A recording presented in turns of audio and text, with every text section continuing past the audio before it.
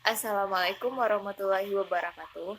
Perkenalkan, nama saya Ivana Sukma dari kelas A1 Seminar Akuntansi Keuangan. Nah, di sini saya mau mempresentasikan makalah makalah saya yang berjudul Teori Kontrak Efisien.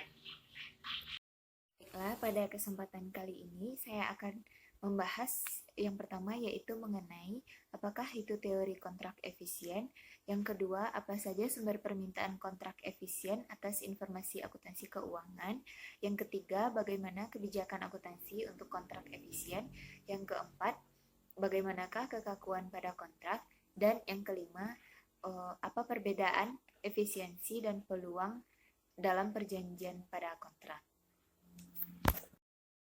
Dalam teori keagenan menggambarkan mengenai dua pelaku ekonomi yang saling bertentangan, yaitu antara prinsipal dan agen. Hubungan keagenan merupakan suatu kontrak di mana satu atau lebih orang memerintah orang lain untuk melakukan suatu jasa atas nama prinsipal, serta memberi wewenang kepada agen untuk membuat keputusan yang terbaik bagi prinsipal. Jika prinsipal dan agen memiliki tujuan yang sama, maka agen akan mendukung dan melaksanakan semua yang diperintahkan oleh prinsipal. Dan jika kedua belah pihak tersebut mempunyai tujuan yang sama untuk memaksimumkan nilai perusahaan, maka diyakini agen akan bertindak dengan cara yang sesuai dengan kepentingan prinsipal. Kontrak yang efisien adalah kontrak yang memenuhi dua faktor. Yang pertama, agen dan prinsipal memiliki informasi yang simetris. Artinya, agen maupun prinsipal tersebut memiliki kualitas dan jumlah informasi yang sama, sehingga tidak terdapat informasi tersembunyi yang dapat digunakan untuk keuntungan dirinya sendiri. Yang kedua yaitu risiko yang dipikul agen berkaitan dengan imbal jasanya adalah kecil, yang berarti agen mempunyai kepastian yang tinggi mengenai imbalan yang diterimanya. Namun, pada realitanya, informasi simetris tersebut tidak pernah terjadi, dikarenakan agen berada di dalam perusahaan dan memiliki informasi yang lebih banyak tentang perusahaan, berbeda dengan prinsipal yang hanya sedikit atau bahkan tidak pernah berada di perusahaan, sehingga hanya memiliki sedikit informasi.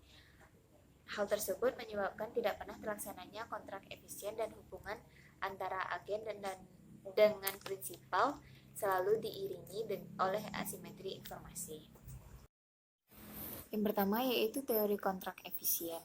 Seperti yang telah kita ketahui, teori kontrak efisien bertitik fokus pada peran informasi akuntansi keuangan dalam memoderasi asimetri informasi antara pihak-pihak yang menyelenggarakan atau mengadakan dan melakukan perjanjian. Dengan demikian, kontribusi terhadap kontrak efisien dan penata layanan dan keefisienan tata kelola perusahaan. Kontrak yang efisien adalah kontrak yang penting dari keselarasan dengan menggunakan tata kelola perusahaan sebagai kebijakan-kebijakan yang menyelaraskan kegiatan perusahaan dengan kepentingan investor dan masyarakat. Untuk menjadikan tata kelola perusahaan yang lebih baik, kontrak harus efisien. Artinya mereka harus mencapai suatu trade-off optimal antara manfaat dan biaya agar seimbang dari kontraktor. Teori kontrak efisien ini juga mengatur kontrak implisit yang timbul dari hubungan bisnis yang berkelanjutan. Sebagai contoh, jika sebuah perusahaan membangun dan memelihara reputasi untuk laporan keuangan yang berkualitas tinggi, menghasilkan kepercayaan dari pelanggan, kreditur, dan investor yang akan terus beroperasi dengan integritas. Maka tujuan dari kontrak yang efisien ini adalah untuk memahami dan memprediksi dan meyakinkan pilihan kebijakan akuntansi manajerial dalam situasi dan kondisi yang berbeda dan pada perusahaan yang berbeda, dan bagaimana keuangan akuntansi dapat berkontribusi untuk pengelolaan kontrak yang efisien. Poin yang kedua yaitu sumber permintaan kontrak efisien untuk informasi akuntansi keuangan. Ada dua sumber permintaan kontrak efisien untuk informasi akuntansi keuangan. Yang pertama yaitu pemberi pinjaman. Utang merupakan sumber pembiayaan bagi perusahaan dan kinerja masa depan perusahaan yang merupakan sumber informasi yang dapat digunakan pemberi pinjaman. Berikut dua aspek kontrak hutang yang harus diperhatikan. Yang pertama yaitu pemberi pinjaman akan risau terhadap asimetri informasi, karena manajemen dapat menutupi informasi mengenai perusahaan dan dapat memilih kebijakan akuntansi dengan menutupi kinerja yang mengancam kepentingan pemberi pinjaman. Nah, yang kedua yaitu pemberi pinjaman akan menghadapi akibat dari asimetri tersebut. Jika perusahaan berkinerja buruk, maka pemberi pinjaman juga akan menanggungnya. Tetapi keuntungan mereka dibatasi jika perusahaan berkinerja baik. Akibatnya mereka menuntut kebijakan akuntansi keuangan, membantu mencegah timbulnya financial distress, dan memberikan peringatan dini jika kesusahan mengancam. Selanjutnya, sumber permintaan kontrak efisien yang kedua yaitu pemegang saham. Eksploitasi dikendalikan dengan mendasarkan kompensasi manajer pada beberapa ukuran performa manajer, seperti net income. Juga penegasan peran statement keuangan untuk membantu mencegah manajer dari overstating informasi dalamnya selama tahun berjalan, yang dapat mengakibatkan harga saham overvaluation oleh pasar. Namun karena manajer diasumsikan berlaku sesuai dengan kepentingannya sendiri dan asimetri informasi mencegah pemegang saham mengawasi langsung usaha manajer dalam menjalankan perusahaan. Manajer mungkin melalaikan usaha dan menutupi overstatement dari keuntungan kecil seperti overvaluation aset dan memanage pendapatan ke depannya.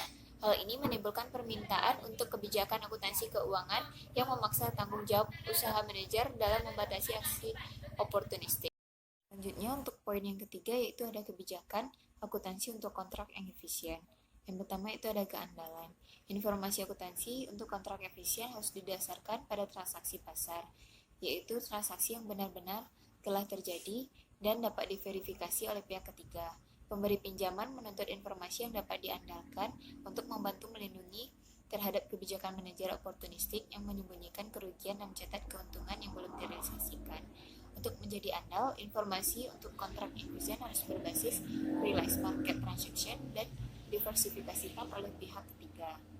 Yang kedua itu konservatisme. Pemberi pinjaman menuntut informasi konservatif untuk membantu memprediksi kesulitan keuangan, karena ia lebih tertarik mengenai informasi tentang kerugian yang belum direalisasi dibandingkan dengan keuntungan yang belum direalisasi yang kurang berguna dalam memprediksi kesulitan keuangan. Ada juga konservatisme bersyarat yang diminta oleh pemegang saham untuk tujuan penataan. Konservatisme bersyarat yaitu semua kerugian diakui secepatnya, tetapi keuntungan hanya diakui saat benar-benar terjadi. Konservatisme bersyarat dituntut oleh pemegang saham untuk tujuan pelayanan. Pemberi pinjaman menuntut informasi konservatif untuk membantu memprediksi dalam kesulitan keuangan. Selanjutnya, poin yang keempat yaitu kekakuan pada kontrak. Kontrak menurut sifatnya akan sulit berubah. Kontrak biasanya bergantung pada variabel akuntansi, misalnya utang jangka panjang. Jika kontrak jangka panjang bergantung pada variabel akuntansi, ada kemungkinan bahwa standar akuntansi akan berubah selama masa kontrak. Perubahan tersebut dapat mempengaruhi nilai-nilai perjanjian. Meskipun dimungkinkan bahwa kontrak bisa dinegosiasi ulang sesuai perubahan standar akuntansi, tetapi proses tersebut akan lama dan mahal. Selanjutnya, poin yang kelima itu membedakan efisiensi dan peluang dalam perjanjian kontrak. Efisiensi dalam perjanjian kontrak diasumsikan bahwa kontrak kompensasi, sistem pengendalian internal, serta tata kelola yang baik dari perusahaan dapat membatasi munculnya sifat oportunistik, dan sebaliknya dapat memotivasi manajer dalam memilih kebijakan akuntansi untuk mengendalikan biaya-biaya kontrak, sehingga dapat menyeimbangkan kepentingan perusahaan dengan para pemegang saham. Peluang dalam perjanjian kontrak diasumsikan bahwa manajer akan memilih kebijakan akuntansi untuk memaksimalkan tingkat utilitas yang diharapkan, sehubungan dengan upah yang diberikan, kontrak-kontrak hutang, dan biaya-biaya politik. Berikut studi empiris Mian dan Smith pada tahun 1990 memberikan studi tentang kontrak efisien. Mereka berpendapat bahwa semakin besar saling ketergantungan antara induk dan anak perusahaan, maka semakin efisien untuk menyiapkan laporan keuangan. Nah, baiklah, pada kesimpulannya, yaitu teori kontrak efisien mempelajari peran informasi akuntansi keuangan di moderasi asimetri informasi antara pihak kontraktor.